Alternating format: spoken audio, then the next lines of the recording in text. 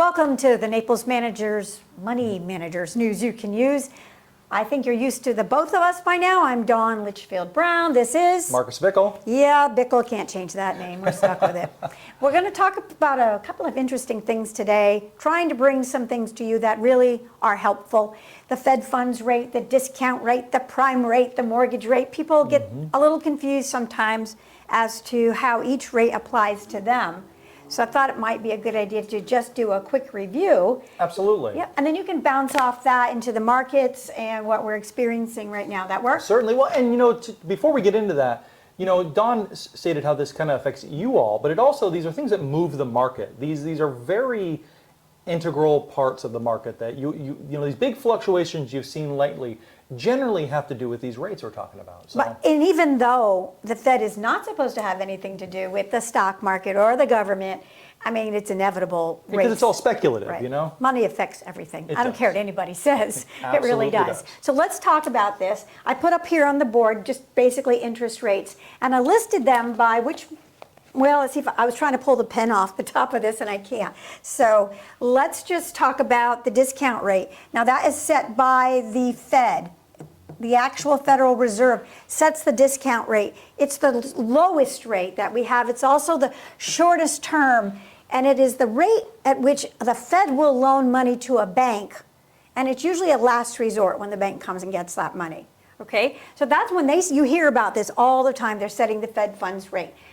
The discount rate. The Fed funds rate you hear more about is the rate. It's 4% right now, and it's scheduled to go up maybe another 0.25 or a quarter or a half a percent. Probably a half. We'll probably see a half this time. Probably around. a half. I mean, I have some statistics here that show how high that rate actually was. It was 20%. In 1981, I think that's what it was. 81, really? Yeah, see right here, they can't see it, but you can. Yep, 20% in the early 80s. So when people say rates are high, they need to get a grip. It's all relative. It's all relative. What's high? So this is the rate that banks, I don't know if you can see that too good, but banks lend to each other. So it's the next shortest, so they're in order, right? And then the prime rate, which is the rate most of us experience, that's the rate for the best customers. So prime may be 4% plus 2 if you're a really good customer. So you'd pay 6%. But like on a credit card, you might be paying prime plus 12. It's all kind of relative. Because they're not prime customers, basically? Well, that might be a prime customer. If you are not a prime customer, it might be 4 plus 18. So recently, we had to do something with margin, and it was prime plus 1.5. Right. So coming out to 5.5%. Which was an extremely competitive and a good rate, saying that that person or client was a good customer, a good risk. So that's how they measure the risk. You see it on your credit cards. The one that people get really confused about is the mortgage rates. They think every time the Fed funds rate or the discount rate goes up, that their mortgage rate, if they haven't locked it in yet, will go up, or if they have an adjustable rate, which, by the way, I recommend no one have an adjustable rate mortgage at these low rates. Please do not do an adjustable. Even if it goes down, you can always refinance, right? But if it keeps going up on an adjustable rate, typically not good. Yeah, not a good look. No, your home should be secure, very secure. So right now, the current rate for a 30-year mortgage is about 6.4%. That's actually down from 2.22. Well, you can see it's not really a prime plus rate. How is that number calculated? Well, it's calculated and of course, are you a good credit risk, right? What you look like. But more so, it's on supply and demand. I thought I wrote it myself. It's on supply and demand. So if these Fed funds rates are going way up and they decide, well, I can't get money to the bank to lend to you unless I pay a high rate, right? I'm going to have to bump this up to 8. Let's just use for an example, the mortgage rate at 8. Well, people are already saying, hey, I'm not getting a mortgage at 6.4. That's too high. So that starts the banks go, well, we're not writing any mortgages. We're going to have to drop the rate. So that directly kind of correlates with like new home sales. People aren't buying because they think things are so high. Right. So the banks are not increasing the mortgage rate at the same rate. Interesting. Oops. Here we go. Okay.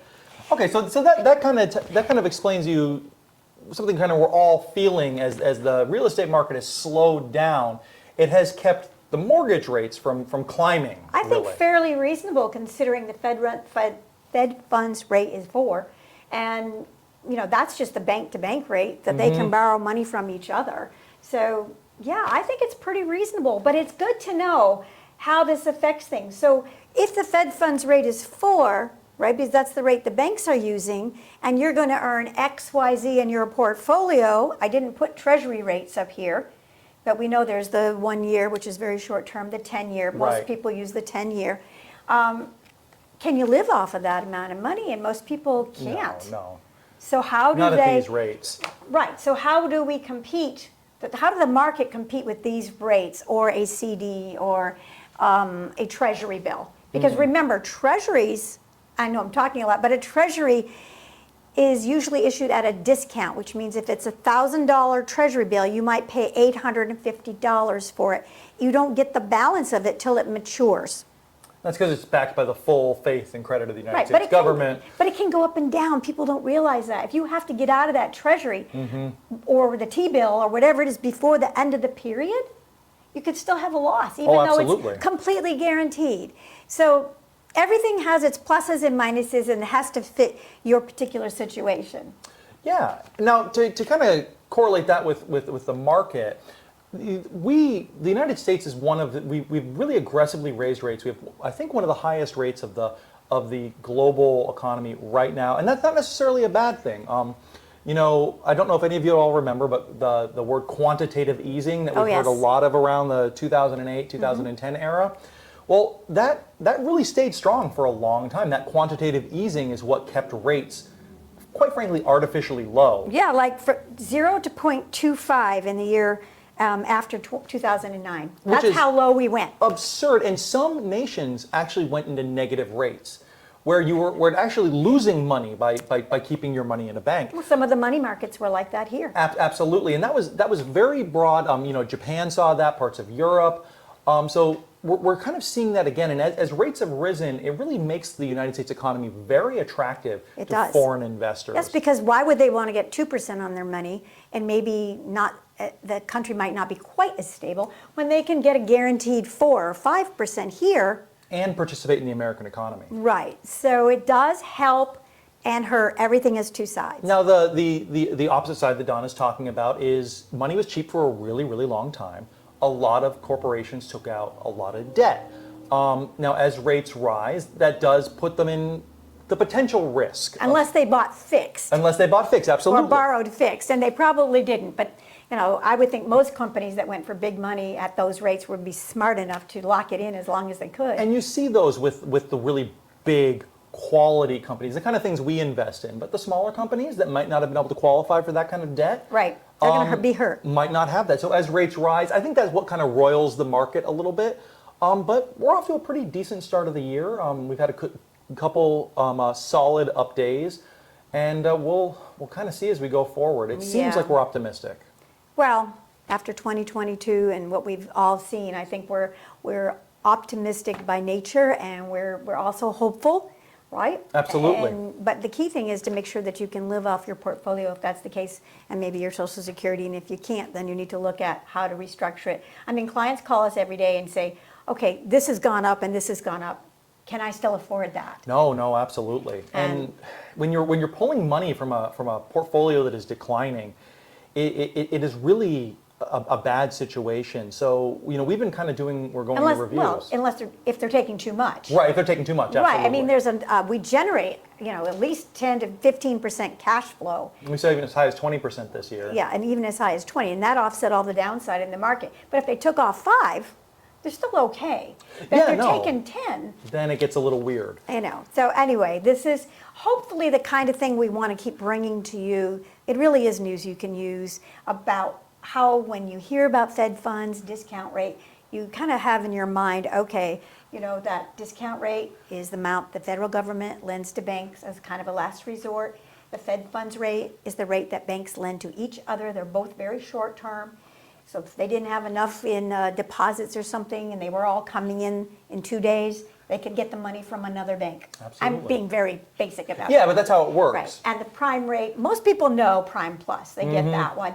But the mortgage rate's where everybody got confused. And Because it's kind of arbitrary. They can Right. they have a lot of control over that yeah, themselves. and basically, if you're doing 6.4 on a piece of property and it's going up in value, the rule of borrowing is it's always okay to borrow money for things that go up in value, and never, if possible, you borrow money for things that go down in value, like a boat Or a car. or a car. Well, cars did actually go up in value for a Well, little they bit. surprisingly But considerably, anyway, yeah. anything else you want to add? Well, I just wanted to bring up that if there's anything we didn't cover or any other questions you might have, please feel free to reach out to us and we'll cover it in our next show. We're always looking for more engagement. Yeah, and then can you like put this on Facebook and like us and tag us and whatever you do? Yep, absolutely. Please hit the Please? like and subscribe button. It helps us Yeah. reach a wider audience. Yeah, so then we'll just be like all over the place, right? Hopefully. Now, there's a little test here. There's something different about what we're talking about right now, what's behind me and what was here before. So if you figure it out, send us an email, let us know that you really are paying attention. This is Money Matters, but most of all, and most importantly, to us, you matter. Have a great day.